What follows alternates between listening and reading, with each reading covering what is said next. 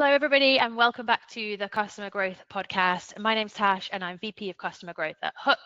And today I'm interviewing a couple of wonderful people from the Team of the Year at the Customer Growth Awards. So welcome, Aidan, welcome, Anamika. Massive congratulations to you both. Would you mind telling us a little bit about your roles and the team that you're a part of? Aidan, I'll go to you first. Yeah, sounds good. Well, thanks for having us, and we're still buzzing from the win, so it's been exciting for us and great to come on here and be able to talk to you a bit about it and what's happened since then. My name's Aidan, as you mentioned, Senior Manager of Customer Success for the EMEA region. And yeah, I've been with Alida for 5 years now and continuing, and maybe with that, I'll hand you over to Anamika. Nice. Thank you. Agree with Aidan. We're so thrilled to have been nominated and have had won the Team of the Year award. And we are still buzzing with excitement. It was quite a surprise to have been nominated, and we had a wonderful experience at the event as well. I am the Senior Customer Success Manager here at Alida. I've been with the company for about 3 years now, and I work with a majority of the UK and EMEA customers here for Alida. Nice, thank you. Well, thanks so much, both of you, for spending some time with us. Tell us maybe a little bit about how the nomination came about. Did you see it and go, yes, our team has been smashing it, we're going to nominate ourselves this year, or did somebody else nominate you? I can take that one. Yeah. It was a pleasant surprise because our fearless leader, who's now on mat leave, Alexandra Crossley, she actually nominated both the team over for this particular award. And one fine day, we receive an email saying that you've been nominated for the Team of the Year award. And we were a little bit confused at the beginning, like, nomination, what for? Where is this coming from? And then that's when we got to know, okay, this is exciting. I love it. I have had the pleasure of meeting your fearless leader and can confirm she's wonderful. Hopefully she's having a lovely time off on mat leave and much deserved time out with her family. I know that. Well, I know that it's difficult to win, right? You guys must be absolutely awesome. You go through a couple of different rounds where you have to submit some answers to some questions to get on the short list, and then you go through a judge's interview. Maybe tell us a little bit about what your team's been up to and why you think you guys and the work that you've been doing may have stood out to the judges this year. I can jump in on that one then. Yeah, I think, in the moment, it's always a surprise to win because we saw, fierce competition that was out there and everyone at a certain caliber. And I think it's one of those things where you don't want to say to yourself, oh, we could win just in case, But I think looking back on it, it made sense. And we were really happy to get that recognition that sort of rewarded really hard work and what we had gone through. And so our winning really came down to just having to evolve and adapt in a very fast way, and it came down to change management. I think that became the theme for us. We had gone through a lot of changes in our business. I think everyone kind of had, especially last year and maybe the year before that, right? So restructuring the team into a new kind of high performance team was how fast can we do that? And a big part of that was focus on revenue and a focus on value, which these are themes everyone was kind of thinking as well. So you'll see this as a common trend. But what we had really cracked was, in EMEA, do we look different to what the global business is doing in the other regions?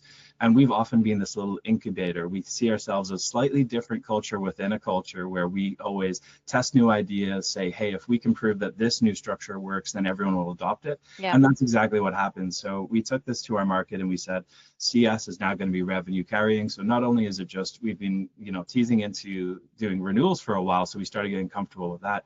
But our legacy of 22 years, 23, I think we're 24 years in business now, is that maybe we're 25, don't quote me on that, but we've been around for a long time, that we've gone through many evolutions that took a long time. This one, we had to say it right.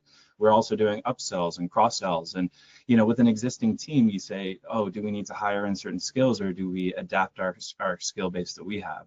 And we took that and said, what is the right way to do it? And we'll set ourselves some targets and prove to the business we can do it. So we had this motivation in our culture to say, we're the little team that can and outperform everyone. And then the metrics show that we outperform everyone, even the existing salespeople, our counterparts in North America. So It was a very exciting time for us, but we then took that to, well, what skills do we have on the team, and started to do really good cross collaborations that some people actually have a wealth of sales in their background already. Others didn't. So we started training each other and doing constant repetitive open comms and coaching. And then if someone else had more of like a technical background, we'd use them to bring them into deals. So we were inviting each other to our calls to bring out when we need someone so that the team number would hit. So it was a very interesting thing we all did in 1 year, and then everyone said, how did you do that? How do we replicate this? And yeah. So we're looking back happy we won, but in the moment it was quite a nice surprise. Yeah. Yeah, I love that. There are so many things that you said there that I absolutely adore. This focus on value. You'd have heard on the night, Blair, the winning CSM, he talked about value too. And I think it's so nice to hear more and more CS teams really focus on that. I love that instead of your business saying to you, you have to carry a number now, you've gone to the business and said, hey, we think we're ready to carry a number now. Like, I haven't heard of that, and that is absolutely incredible. So I can absolutely understand why you guys won and why the judges were really impressed. This piece around change management is really important, and there are a lot of CS teams going through a lot of change right now. And Amika, maybe I'll ask you this question. What do you think is unique about your culture as a team that helped you make that move and go through that change and have that shift? I think what's unique about our culture, and I'd say that EMEA is a culture within a culture, but even globally, we're a very agile organization, very open to feedback, very open to communication, and we all follow, specifically within EMEA, a one organism approach towards customer success. So my customer renewing or my customer growing is not my core KPI or only my responsibility. It is actually the responsibility of my team. And I've seen that happen, and I've seen good collaboration come through, not just across EMEA, but also globally. So there have been times where we've been seamlessly been able to loop in our engineering team, our product team, our data integration team, and then solve complex challenges quite in an efficient way, but then also find opportunities to scale that going forward. And I think that's worked very well for our team. But apart from that, we're a really fun bunch of people, very open. I think there's always a fun banter going around. Our Slack channel is always buzzing with excitement. We're always sharing things in a way that's, even if it's unique to one customer, it's always looked at a lens of how it can be escalated or how it can be scaled in a way that can be used not just across EMEA, but also globally. So I think that culture of being agile, that culture of, failing fast, learning fast, but also winning fast has really helped support us. Nice. It's so fun, isn't it, when you're in one of these little like sub teams where you can just test things and try things and move quickly. So absolutely love that for you guys. And I liked what you said, Anamika, about the hitting the number or a customer renewing isn't just a you problem, it's a team problem. Everyone has to go figure that out. Aidan, I can't imagine that was easy to pull all of your cross-functional partners on board to that approach, or maybe it was. What was your strategy to get everybody else in the business thinking that, hey, retention is a team, I don't want to say problem because that's not the right word, is it? But like retention is a team sport. How did you get everyone thinking that way? Yeah, no, it's a good question to ask, because I think change management is not just on your existing team or your existing org. It's the entire org. I think it's worth giving, while answering that, a shout out to Anamika if I can. I'm sorry if I embarrass you for this, Anamika, but I think she's a real star poster person for this, because she's very good at rallying the team cross-functionally to get on board with that problem. And we also use this sort of, if you're building something because we're testing something new, it has to be built from scratch. So she'll get it to like 90% of like a skeleton of what we need. But when she's designing, she's doing it in a way that it's not just going to solve this one problem for this one customer. She's thinking template and scalability, that if this works, it can be picked up by everybody. And so it's that way of working that we kind of showed to the business and all the other departments that this is how we need to work. And then to answer the question, is it made that very easy for me to kind of take this to show that when I'm having executive meetings and encouraging them, and it's a lot of it, I find the true answer is just being motivational and saying this is the way to go. And if you get the exec buy-in, then they tell their teams this is how we do things now. So we kind of, it wasn't like jumping up above anyone else. It was more just saying we we can't go slow anymore. I don't think any business can afford to. It's like, if this is the right way to do it, let us go prove it. And if it is, then everyone should act this way. So when we have an upcoming renewal, it's everyone's renewal. And then that started to change the culture in every department, because if we're just doing it and no one else is, then it just doesn't work. You really do have to convince the executives in every department that this is the way forward. Nice. And you mentioned motivation there. You also, I guess, hinted at a little earlier that, you know, you've been through all this change, you've done all this stuff. It's not always easy when you're going through it, right? It's great when you celebrate at the end and you're up on stage, but sometimes when you're going through it, it's tough. How do the two of you keep yourselves and the team motivated when it comes to going through the change and trying new things and achieving new heights? What's your skill or your trick there for the motivation piece within the team? I personally like solving, I can take a part of this one. So I personally like solving challenges, and I think it's the solution that you need to focus on upon. It's the bigger picture that you need to focus on upon, rather than what's going on in your day-to-day, and that really helps keep myself motivated. But also, when we're in a role like customer success does not only mean success of your customers, it means success of your team, success for your personal team, success for the cross-functional teams that you're working with, success for the executives that you're working with. And when you start looking at changes around what would success mean to everybody around you, you start working towards a unified vision, and then all of the little nitty bits that seem like challenges, they actually become opportunities for growth. And I think that's worked very well for all of us. And I can speak not just for myself, but for Aiden and our counterparts in Germany and France and Canada. And the good part with that motivation, how we've moved forward, the good part there is that our leaders have actually been exceptional. And I'm quite grateful. And I'm going to subtly give a shout out to Aiden back too, because I think when you're motivated, but your leaders find the right opportunities for you to grow with it, that really helps keep you afloat. That really helps keep work balanced. And that's a good way to move forward. Amazing. You seem like such a wonderful unit. Like your passion, the two of you, is infectious. It's really, really lovely to see. What's next for the EMEA team in customer success at Alida? What are you working on now? What are you striving towards? Good question. I'll maybe jump in on this one too, because, well, a lot of it is continuing. We don't just want to get rid of what we've worked on so far. It's more just this constant perfection and refinement in that existing strategy, and it stays true to the fact that we had our goal in mind of value for our customers is how we're going to organize everything below that. So as long as our customers are finding value, then they are naturally going to want to do more business with us.